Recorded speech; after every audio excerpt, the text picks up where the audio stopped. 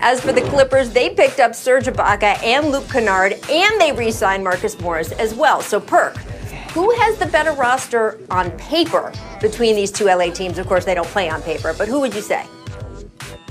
It's the Lakers, Rachel. Rob Pelinka went out there in free agency, and he did his thing. He went out there and got free agents like the Lakers lost and didn't win the championship. When you look at him getting Dennis Schroeder, Montrezl Harrell, who we stole from the Clippers, who was the sixth man of the year, and then you go out there and get Wes Matthews for 3.6, one of the best two-way players in the game today. Not the best, but one of the best. And then you go and land Marc Gasol,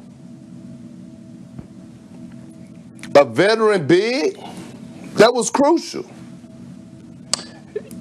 Yeah, the answer has to be both these teams are awesome. They're my favorites to go 1 and 2 in the West. But look, the Lakers just won a championship and they got better. So the answer has to be Lakers.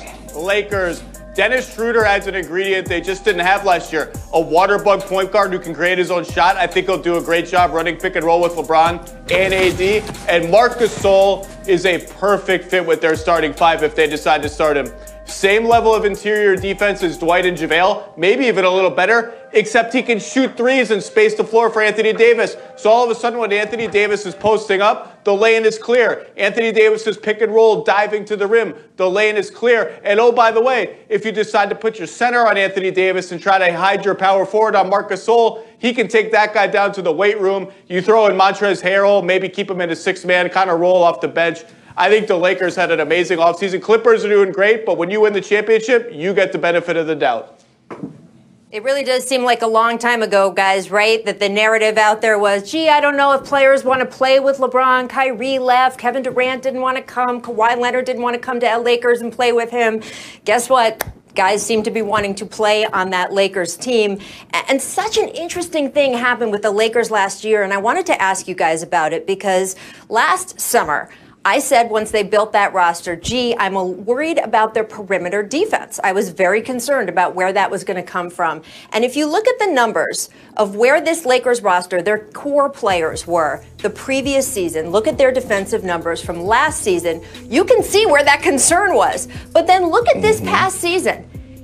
Every single guy got better. I mean, much better. And I would say this is in some ways the Frank Vogel effect. This is in some ways LeBron getting serious on defense the way he hadn't in the previous few years. But it has sort of made me wonder, how do we account for this thing when looking at rosters to say, some of these guys might be so much better consistently 1 through 8 there than they were the previous season. Zach, when you see those numbers, what do you do when you evaluate rosters? Well, a lot of those numbers, those are team defense or individual defensive ratings. Those are really heavily dependent on your team context. So when you add in Anthony Davis and you add in engaged LeBron James and you retool the team around them, everybody's defensive numbers are going to get better. So I don't put a huge amount of stock into those numbers. I just think the Lakers got better talent, including a defensive player of the year level player in Anthony Davis, a coach who's going to stress defense from day one. And they came out with the mindset of, we're building our team defense and out. And when you do all those things together, yeah, everybody's numbers are going to improve. I don't think, and everyone bought in. Guys who maybe hadn't bought in as much in the past bought in. So that's what happens. And I do think they can carry that over into this season. And as you pointed out, Rachel, their perimeter depth, just as good now as it was when they won in the bubble, maybe even better. And Zach, you hit a great point by bringing up Frank Vogel. When you look at Coach Vogel, especially when he was with the Pacers, they were always at the top defensively. So Frank Vogel brings that defensive mindset. And once he got LeBron James and Anthony Davis to buy in, then it's a ripple effect. Now you see Caldwell Pope, he's buying in on the defensive end. And then you seen Dwight Howard and JaVale McGee last year, the way that they had the defensive impact. But now you add Dennis Schroeder, who's a guy that could pick up 94 feet, who's feisty on the defensive end, who gets you extra possession, along with a guy like Montrezl Harrell. Look, we praise Montrezl Harrell about his offensive package and his 19 points a game, but he's great at taking charges. He's an underrated shot blocker. And then we all know locked in Marc Gasol, what he brings to the table, along with Wesley Matthews locking in on the wing position at $3.6 million. million, hey, it looks like pure gold to me for the Los Angeles Lakers. And on the Clippers side, Serge Ibaka, I think, makes up for a lot of losses there. But, Zach, do you think they're done? Because a true ball floor general, it feels like they still need to fill out on that roster. Well, there just aren't a lot of those players left unless they want to re-sign Reggie Jackson. It's getting to be slim pickings. But to answer your question, no, I don't think they're done. And I don't necessarily think there's a move that happens now or maybe even before the season. But I don't think the Clippers, as they stand right now, first of all, they have to add a couple of players. Second of all, I just don't think this is going to be the team that is playing for the title or playing in the playoffs after the trade deadline. I think they'll tweak it a little bit. But Ibaka was a hugely important signing for them. I agree. Look, the Clippers dropped the ball. I thought they would be more aggressive this offseason. I thought that they would try to go out there and really pursue Rajon Rondo because that's what they're missing. They're missing that floor general. They're missing that veteran leader to be on the ball club, to be that guy who controls the locker room outside of basketball. But they didn't go out there and they didn't be aggressive. To me right now, the Clippers are losing, especially the L.A. battle, but they're losing in the free agency battle tremendously. Serge Ibaka was a good pickup, but they needed to add more pieces, and they're not getting it done right now. Well, they got time before the trade deadline, still months away. We'll see how they tweak and come up with a roster that's going to take them into the playoffs. I do want to move on to Gordon Hayward because he and the Hornets agreed to a 4-year, $120 million deal over the weekend, guys. A lot of folks question Hayward opting out of his $34 million option with the Celtics for next season, but clearly it was for a reason. It worked out for him. Zach, what's your assessment of Charlotte's decision to gamble on Hayward here? All right, let me defend the Charlotte Hornets a little bit. Do I think this is a good contract? Not really.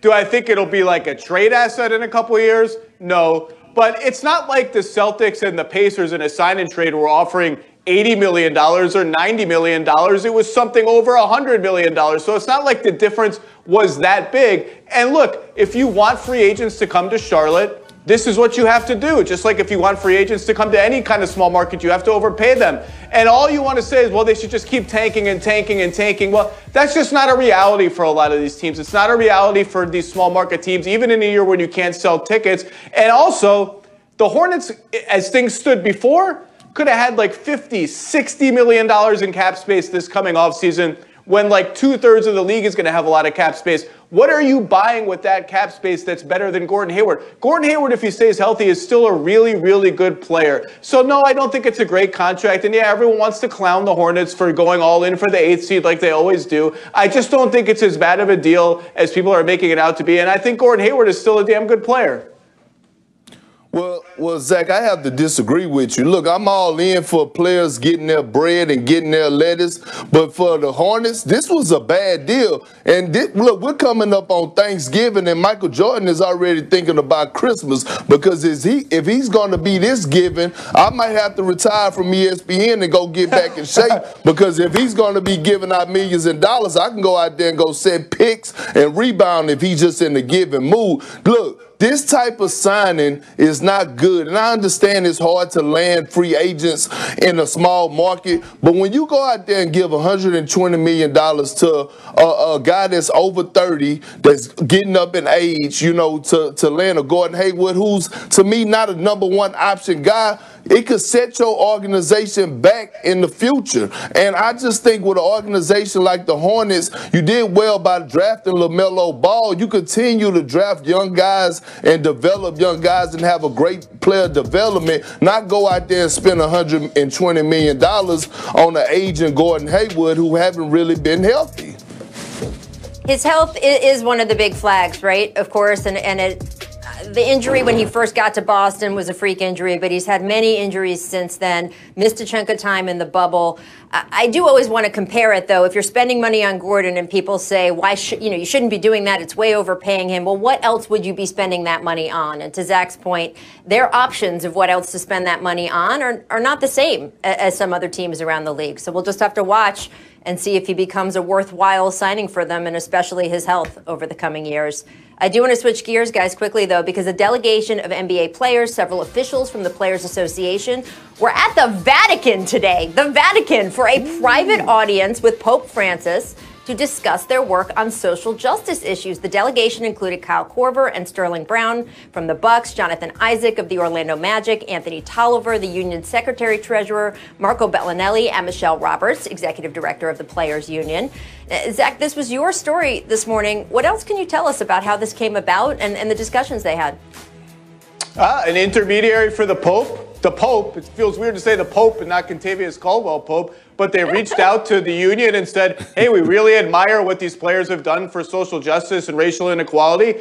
I'd like to have a visit with them, or the Pope would. And look, I don't know what you guys believe. It doesn't matter what I believe. When the Pope summons you, you apparently go to the Pope because everything he says is important for like 1 billion people on planet Earth. So for the players to get a stage like this and an audience like this, no matter what you believe, is kind of objectively a big deal.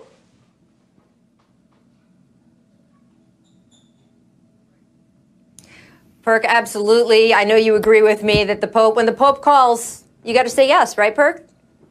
Absolutely. And when you think about it, Rachel, it tells you how great of a job these NBA guys, the current NBA guys that are playing, did as far as with what they doing outside of the court as far as their leadership and in social justice, because this is powerful and they got to keep it going. And I love what I'm seeing out of these young leaders and a couple older veteran leaders. So like Zach said, and like you said, when the Pope called, this is a beautiful thing to see. And it just shows that we're moving in the right direction. Speaks a lot of Pope Francis as well, I think. All right, guys, coming up, the Hawks have been aggressive in free agency, including signing Bogdan Bogdanovic to an offer sheet. Is this something, nothing, or everything? Find out next on The Jump.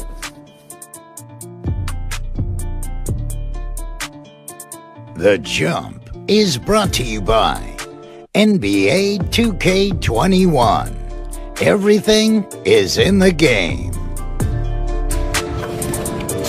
Saying that the Hawks are targeting some veteran shooting, and Bogdan, Gallinari, Joe Harris, and Rondo are people that they're very interested in. They feel like they can get 2 of these guys for sure. Welcome back to The Jump. I'm Rachel Nichols, still here with Kendrick Perkins, Zach Lowe, and you just heard former Atlanta Hawk, current Jump analyst Vince Carter on our free agency special on Friday. And guess what, guys? I don't know, Zach. He might be giving you a run for his money. He was right about Gallinari, right about Rondo being Hawks targets. And another guy he mentioned is the subject of our first topic here, one of our favorite games, Something, Nothing, or Everything. Yes, free agent Bogdan Bogdanovic has signed a 4-year, $72 million offer sheet with the Hawks. The Kings have until tomorrow to match that offer. If he stays with the Hawks, Vince Carter would be 3 for 4 on his predictions and reporting, Zach. So is this offer sheet something, nothing, or everything? And do you need to add Vince Carter to the reporting team here at ESPN? Well, first of all, he was also right about Joe Harris. The Hawks would have loved to go after Joe Harris, but everybody knew he was going back to Brooklyn. The Bogdanovic offer sheet is something. I actually really like his fit at Atlanta. I like it better than Danilo Gallinari, who's going to have to play a lot of small forward for them, and I don't necessarily love that. I like the idea of another really good ball handler on the wing who can get the ball out of Trae Young's hands a little bit and let Trae Young run around and set screens like Steph Curry does. Trae could be really impactful in that kind of role and give some other guys a chance to handle the ball. I think everyone's happier. The ecosystem works.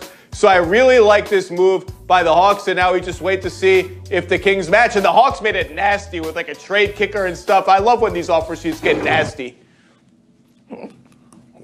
Rachel, Zach, Bogdanovic to the Hawks will be everything. With Trae Young and Bogdanovic, this might be the best scoring backcourt in the NBA. Bogdanovic is a guy that teams have to prep for and shoot around and make sure they have a focal point on how to stop him. He is a walking bucket, and you pair him along a guy that's a level 4 scorer like Trae Young, it's going to be hard to stop them offensively. I don't care about how terrible they are on the defensive end. If you got this much scoring power in your backcourt, you have a problem. And then they could go with a 3-guard lineup where they have Rondo playing the point and have both of those guys playing off the ball. It could be serious. We could see a Splash Brothers, a lower version of the Splash Brothers down there in Atlanta Atlanta, and I got Atlanta making the playoffs, even if Bogdanovich don't come. But if he do come, they're going to make the playoffs and actually make some noise in the playoffs. That's how much of a factor he is. So the question then, Zach, is are the Kings going to match, or is Bogdanovich going to be an Atlanta Hawk next season? Nobody knows. Everyone's asking me that question today. I think given that the Kings already orchestrated a sign-and trade for him that didn't actually work out, I would bet slightly against them matching. It's a lot of money, and they have a lot committed to Buddy Hield and now De'Aaron Fox and Harrison Barnes and Marvin Bagley's come up. So I would bet slightly no, but no team likes to lose a really good player for nothing. So I think, I'll say 60-40 no. I don't feel confident in it. What do you think the Kings should do, Perk?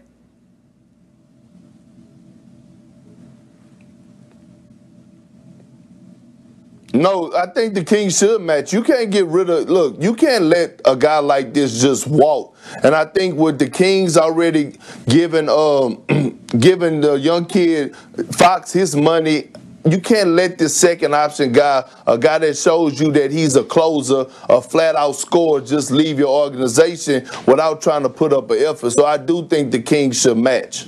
Well, we'll see what they do. They also have, of course, as Zach noted, other financial commitments. And let's get to one of those. Rising star De'Aaron Fox received a 5-year, $163 million maxed extension this past weekend. Fox less than 1 month shy of his 23rd birthday. So, Perk, is this extension something, nothing, or everything?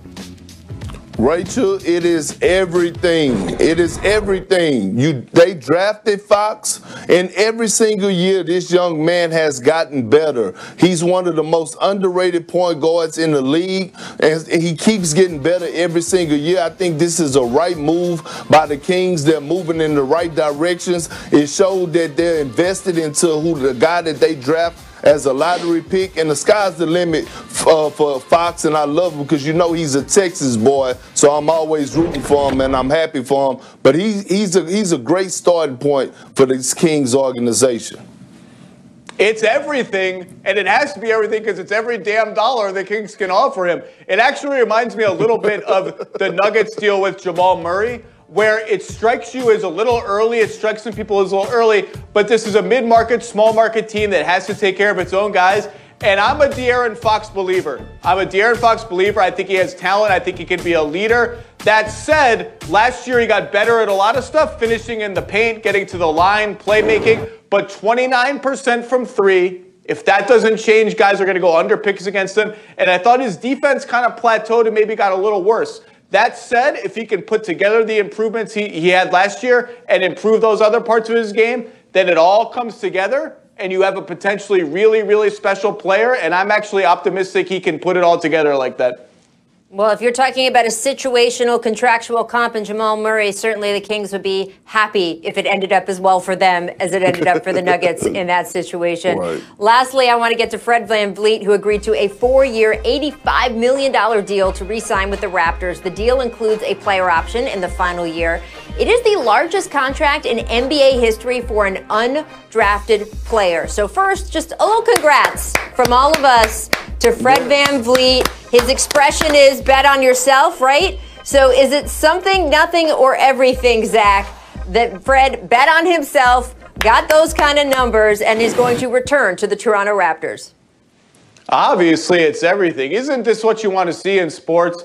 Undrafted, too little, not athletic enough, can't finish at the rim, blah, blah, blah, blah, blah. And he comes in and he's a flat-out stud. He's a winner. He's tough as hell. He's a character guy, and he's making $20 million a year. And just for kicks, give me the player option in year 4. So if I'm still rolling, I can get back into free agency again in my prime.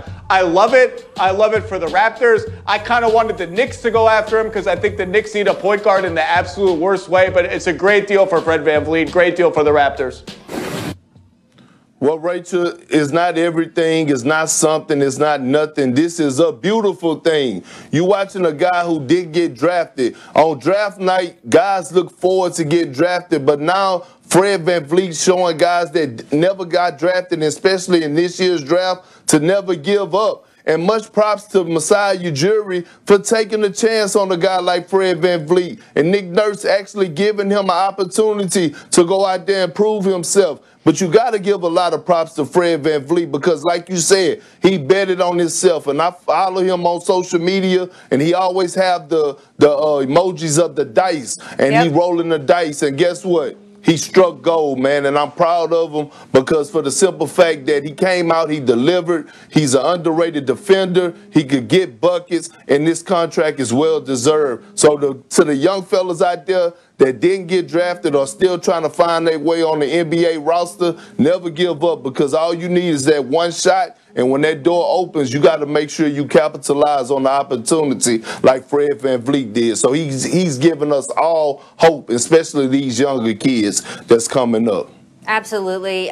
So impressed with him, the way he managed his own development and career. And this is everything, guys, for the Raptors, too, because, first of all, it speaks well of their system. As you said, Masai Ujiri, Nick Nurse, and everybody on that staff who worked with Fred to uncork all of his talents. And they lost Serge Ibaka. And if they had lost Fred VanVleet, too, that would have triggered such a sea change in that organization. So I think this is everything both for Fred and for the Raptors themselves. Coming up, guys, we're going to talk a little Celtics because you know they maxed out Jason Tatum. What does this signal to Celtics fans? Our Hall of Famer, Jackie Mack, is going to join us next to discuss. You're watching The Jump. Stick with us. Who's here to join us? Hall of Famer, Jackie McMullen. Hey, everybody. Hi, guys. Always good to have Jackie back and always good to get her when we're talking Celtics. We got a lot to discuss. Jason Tatum agreeing to a 5-year max extension that's worth $195 million if Tatum makes All-NBA this season. Now, this is all based on the projected cap. The deal was expected, but considering how Boston has lost some big free agents recently, Jackie, what does this extension signal to Celtics fans coupled with Gordon Hayward's departure? Well, I can tell you it's been a very rugged few days for Celtics fans, and I think what this signals, Rachel, is there was a little buzz after Gordon Hayward left and the Celtics got nothing. Remember now, the third player in the last 2 seasons to walk. Kyrie Irving before him and Al Horford before him as well. And I think there was some buzz around the league. Do people not want to play in Boston? I think Jason Tatum is saying, you pay me the max? I'll be very happy to play here, and I'll be your cornerstone. And so there's a sigh of relief here in Boston because he's the most important player. This was a no-brainer for the Celtics to try to get this done. Yeah, big picture, the story of the Celtics season was Jason Tatum emerging as a legitimate All-NBA level superstar. What this contract signals is, here you go. This is what you get paid if you're a legitimate All-NBA level superstar. And to Jackie's point, it's a reminder that, boy, that trade with Brooklyn, talk about a trade that changed the landscape of the NBA and still ripples to this day, because Jason Tatum and Jaylen Brown are in Boston because of that trade, and they're really the only constants. Al Horford's gone, Gordon Hayward's gone, Kyrie Irving's gone, Isaiah Thomas is gone. Those two are the franchise now, and as long as they're there, Boston is going to be relevant and really good in the East. But boy, without that Brooklyn trade, it's hard to imagine where they'd be. Exactly. Well, listen, I understand people had concerns, but I didn't, and here's why. Without those guys leaving, Gordon Hayward, Kyrie Irving, Al Horford, we wouldn't have got a chance to see the full potential of Jason Tatum. They were just in his way, and then all of a sudden he took off. He took off towards the last part of the season, right around the All-Star break, and he started to reach superstar status. And now, guess what happened? Everybody's moving. Gordon Hayward left. They got money on the table. Danny Ainge and Wick Grossbeck and Steve Pagliuca, that's what they did. Time to back up the Brinks truck, and they paid this man. This is the new Paul Pierce of the Celtics, right? He's going to be the franchise guy for the next 10 years. The Boston fans should be happy. They have a pure stud in Jason Tatum, well-deserved, and I feel very comfortable with him leading the franchise. Well, if Jason Tatum can get his number hung in Boston Garden, win a Finals MVP, and do everything else that Paul did for the Celtics, it will certainly be a good career for him. And Jackie, my instinct is that, hey, Kyrie, Al Horford, Horford, Gordon Hayward. Each of those players have pretty specific situations, extenuating circumstances, things around them. But is there any concern about the Celtics franchise losing these guys for nothing, or do you just look at them individually and say, hey, I get it in each situation? Well, your point's a good one, Rachel. I mean, Kyrie, who can ever explain what's going on in Kyrie's head? And Al Horford left for a situation that he thought was going to help him closer to a championship. Of course, that turned out not to be true at all, and it all imploded. Gordon Hayward, I understand why he did this. He wanted to spread his wings. You know, he had these catastrophic injuries that were all freak injuries. I do not consider him injury prone, and I know that seems like a crazy thing to say. But by the time he did get back and got a chance to be healthy, these other guys have passed him. And so if he wants to be an all-star again, it's not going to happen in Boston. So maybe it can happen for him in Charlotte. But if you're the Boston Celtics and you're a fan of the Boston Celtics, it still pretty much stings when guys are leaving. If you're going to build a foundation of a great franchise, you don't want people walking out the door, and that's what's happening. Well, it will be interesting to see as they go forward. Going off that Tatum extension, I want to get to a bigger picture because the 2017 draft class in general has been cashing in. We've seen extensions all over the board, but one notable exception, Bam Adebayo. Now, we assume the Heat are trying to maintain cap flexibility for 2021, but Zach, is there pressure on the Heat to extend Bam now? And what are you hearing from Bam and his agent about what their expectations are for this offseason? Well, it certainly doesn't help the Heat's argument that maybe Bam should wait, that everyone else is not waiting. But this is a massively important issue because if Bam signs that max extension now, the Heat's cap situation is such that they might have to trade almost everybody up to and including Tyler Hero, according to Bobby Marks, who I checked with today, just to fit Giannis's supermax or Giannis's max or anybody else's max. Should that come to pass, we don't know if that will even be an opportunity for them. So yeah, I think Fox, Tatum, and on, signing Donovan Mitchell, signing these contracts does put pressure on the Heat. I think the Heat and Bam and his team will meet this week, and we'll get news out of that meeting. And, you know, Bam and Giannis actually have the same agent, so that's another tricky dynamic part to all of this. We'll see how much pressure they exert. Zach, I understand what you're saying, and I get it that, you know, the Miami Heat still might have hopes that they could possibly land Giannis. But my grandpa used to tell me you can never pass up some for show trying to get some more. And here it is, you have a young stud and Bam, who was a first-time All-Star. The sky's the limit for him. He should get his paper. He deserves it. If you're the Miami Heat and you sign Myers Leonard to a 2-year, $20 million deal, and you look at a guy like Bam and what he did in his regular season and how he elevated his game in the playoffs, it's time to pay that man what he's worth. He deserves every single dollar. Let's get it done. Y'all need to make sure that he's one of the center points of the franchise, and don't depend on a what if, and take the for sure that's right there in front of your face, and that's Bam. Okay, Perk, that's all well and good, but first of all, let's not compare Myers Leonard's situation to Bam, because that doesn't make any sense to me. If you're Bam, and the Heat come to you and say, you are our cornerstone, we're going to take care of you, we swear. But we want to help you win a championship. And if you can be patient just a little longer, we want to see how this plays out so we can have Giannis next to you and you can win a championship together.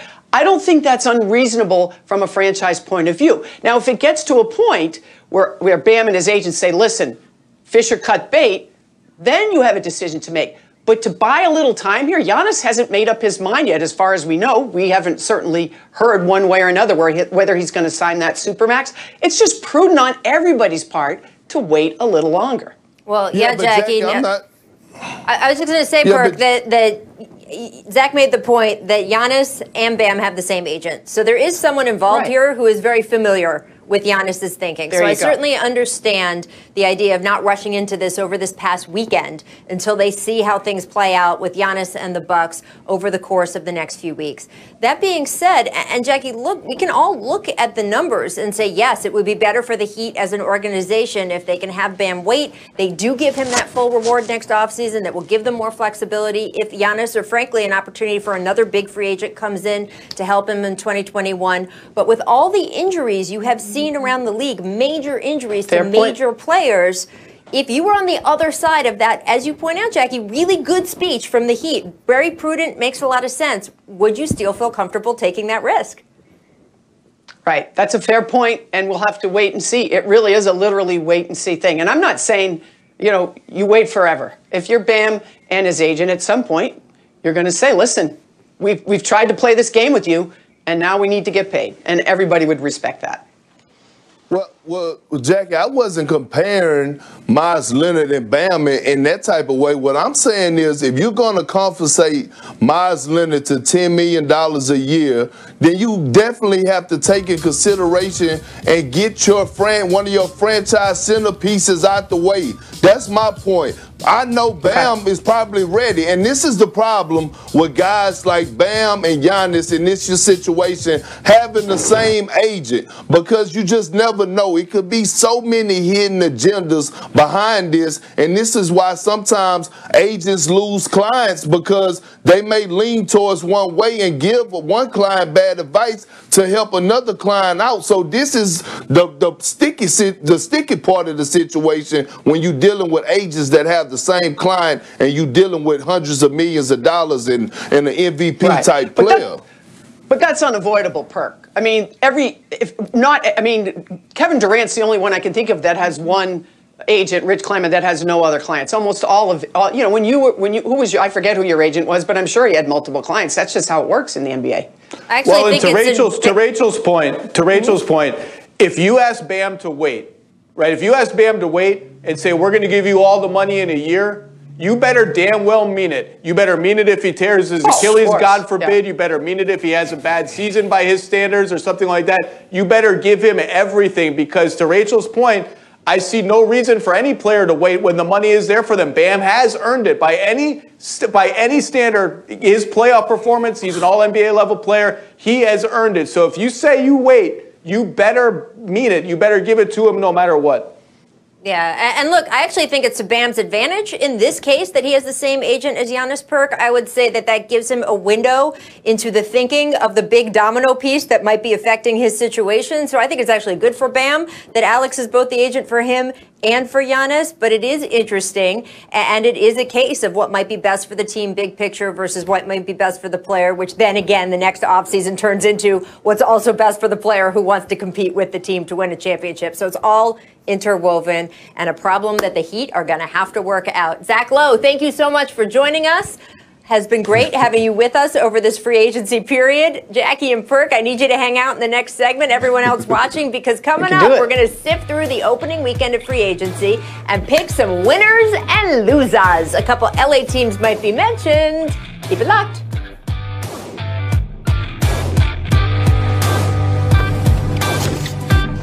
Myself, Amin Al-Hassan, Richard Jefferson will be serving up all your favorite NBA highlights from this past season. This is really fun. You don't want to miss it. All right, guys. So much action over the weekend. The dust hasn't fully settled from free agency, but we still want your winners and losers. So, Jackie, we will start with you. Who is winning free agency? Oh, to me, it is most definitely the Lakers. You had Dennis Schroeder. You had Montrezl Harrell. I haven't read anybody that saw that coming. And then you had one of my favorite NBA players of all time, Marc Gasol, who I know is a little older. He's not going to, his three-point shooting's fallen off, but he's still one of the smartest, most savviest defensive players in the league. I picture him guarding Jokic for the Lakers when it comes time. I also love what Portland did in Atlanta. Those are my two runners-up. Well, Jackie, you're absolutely right. The Lakers are the biggest winner because of all the points you pointed out. But I love what the Celtics done, added Tristan Thompson to that roster and Jeff Teague. And then let's talk about the Phoenix Suns. They are winning big time, getting Chris Paul, adding a guy like Jay Crowder, adding another guy like Etwan Moore, who a lot of people don't value. I'm looking at this Phoenix Suns roster, and they look pretty damn good on paper. Also, the Suns are such an exciting team going into this next season. It's so refreshing for Suns fans who have seen that team mismanaged for a very, very long time to be putting the right pieces together both last season and now going into this season. The Portland Trailblazers, I don't know how they could have done better considering what their roster is. The Lakers, phenomenal, considering especially that Montrezl Harrell is not only a good player to pick up, he's going to be better on your team than he was for the Clippers just because of the fit with Anthony Davis and some of the other players that can cover up for Montrez's weaker defensive issues. And then you also kind of weaken your opponent across the hallway, which I know is a big deal in Lakers-Clippers land, whether they admit it or not. And then I'm going to throw one more in there. I don't know if this is technically free agency. I'm just kind of lumping in the whole week with trades and the draft and everything else. But Philadelphia, Jackie, you and I have talked so often about the fit between Joel Embiid and Ben Simmons, and the biggest issue when having that discussion is who are the players around them. I don't know if we have the numbers 100%. From our researcher, Caesar, but if you look at these two guys when they were on the floor together just a couple years ago, they were plus 15. I mean, that you wouldn't look at that and say, God, those guys can't play together. They don't fit, because they had spacing. They had other guys around them. And then you look at each season since then and how the numbers have gone down. Well, they didn't change into different players. It's because of the players around them. So Daryl Morey did such a good job switching out the players around them. They're not there yet at an ideal roster, but the improvement, I think, is such a breath of fresh air for those two guys. They are in my winners category for the week at large. For the other side of the coin, though, Jackie, who are your losers?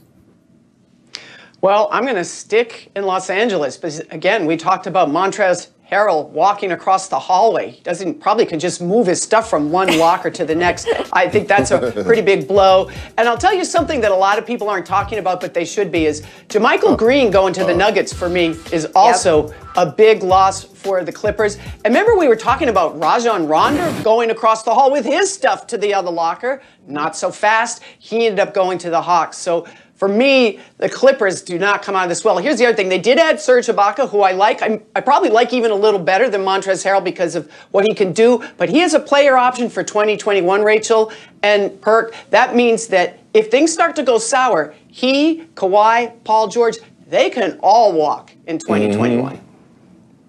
Well, my biggest loser is the Rockets. Here you got your two franchise guys asking to be traded right now, and you go out there and you sign Christian Woods. Look, Christian Woods is a good young player, but he's not moving the needle, and you let all these guys walk away and don't make any type of moves to make your stars happy, especially James Harden, to try to keep him. So right now, the biggest loser in free agency is the Houston Rockets. They're dropping the ball tremendously. But I would like to add one more thing. The Denver Nuggets are a loser right now to me because they lost Jeremy Grant. And I thought they should have did everything in their power to keep him, especially the way that he defends, his length, size, athleticism, and in the Western Conference where you need a guy like that to watch LeBron James, Kawhi Leonard, and all these athletic wings, even a Kevin Durant, and you let him walk away. I thought Denver really lost on that with losing Jeremy Grant. Perk, I'm a little surprised to hear you put the Celtics in the winners category. I like the Tristan Thompson signing too. I think that it fills a need for them. I think that he will be a good, active, dedicated player for them, except for a few spots, relatively injury-free. But do you think that the Celtics roster got appreciably better? Would you put them as a winner, Jackie, or would you put them more as neutral? I would not put him as a winner. Gordon Hayward walked away for nothing. And I'm telling you, people don't understand how important Gordon Hayward was to the Celtics. This is a guy who put aside his ego, put aside the number of shots. He was the best facilitator on that team last year.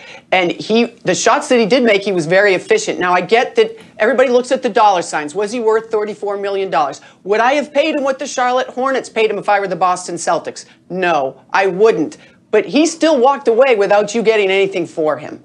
I don't consider that a win. Yeah. Well, I do. Go ahead. I do, Rachel and Jackie. I consider it a win because I'm going to tell you why. He walked away, and now give the keys to Jason Tatum and Jaylen Brown, and you still have Kemba Walker. So you still have a big three, and then you add a guy to the bench like Jeff Teague, who's capable of giving you 15 to 16 points a night. And then you add Tristan Thompson, one of the best guys at the center position that can anchor a defense, switch 1 through 5, is a lob threat at the basket, a center that they've been missing that the Celtics been needing. He brings us a certain type of tenacity. So I understand losing Gordon Hayward was a little blow, But moving him out the way so that Jaylen Brown and Jason Tatum could now flourish and take over, that's a huge win to me. And I really think that these guys could get it done. Well, time will tell, Perk. If you're right, we'll see. It's a competitive Eastern Conference. You've got Brooklyn that we know will get better with Kevin Durant coming back and Kyrie healthy. We know Miami, they're going to be dogs, and we know Milwaukee is ready to run. So we'll see what that Eastern Conference looks like and where the Celtics fall in there. Coming up, guys, we're going to talk a little bit more about Donovan Mitchell because he got a max extension this weekend, but he can trigger, wait for this, a $32 million increase to that deal if he makes an All-NBA team. We spoke about a few guys who got big extensions earlier in the show, but let's not forget about Donnie Mitch. If he makes an All-NBA team next season, he can trigger a 30% escalator clause that would turn the guaranteed $163 million base, still very good money, into $195 million. So, Jackie, what do you think Mitchell's chances are of getting that bag? Well, it's definitely trending in that direction, Rachel, but here's the problem. Think about the people that were not All-NBA last year. Steph Curry, Kevin Durant, Kyrie Irving, all because of injury. Joel Embiid, because people left him off their ballot. Jamal Murray, because maybe the rest of the world didn't know about him yet. There are 5 players right there who weren't All-NBA. So I'm not saying it can happen, but it's a crowded field. It's a crowded field, but look, I said this before the bubble, that this was an audition for Donovan Mitchell when he went to the bubble without Bogdanovich, and he crossed his T's and dotted the I's and passed all tests. He proved to us that he's a #1 option, and I believe he will make an All-NBA team next season. Well, we'll get to watch it all play out. I want to get to this at the buzzer because, guys, Wizards general manager Tommy Shepard said on a conference call just in the last couple of hours that despite reports to the contrary, John Wall, according to Tommy Shepard, has not asked for a trade, and the franchise, he says, has no plans on trading Wall. Perk, what do you make of this whole situation? I don't believe it. I don't believe it. They can't just tell me the sky's green and the grass is blue, Rachel. I don't believe it at all.